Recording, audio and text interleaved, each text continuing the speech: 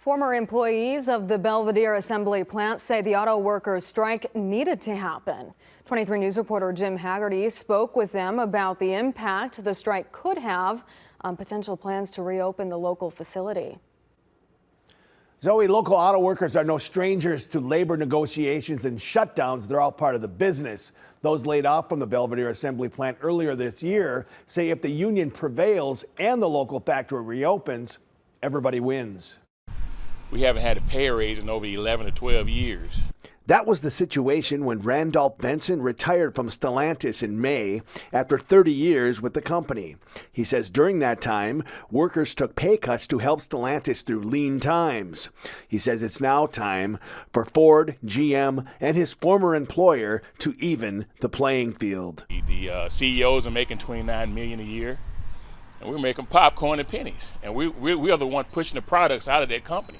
Benson says the strike isn't likely to affect the Belvidere plant's status, but if it does come back online, he says workers should get what's currently proposed. They deserve all that. They deserve cost of living wages. So something needs to be done. They need to stand up and keep fighting. Mike Emanuelson is also a retired UAW member who worked at the Belvidere Assembly plant and a supplier.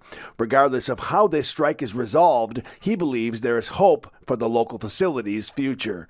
Hopefully the process of the switch to electric vehicles will, it'll be able to open up Chrysler again for the people that used to work there. Hopefully they'll get, enough training for it.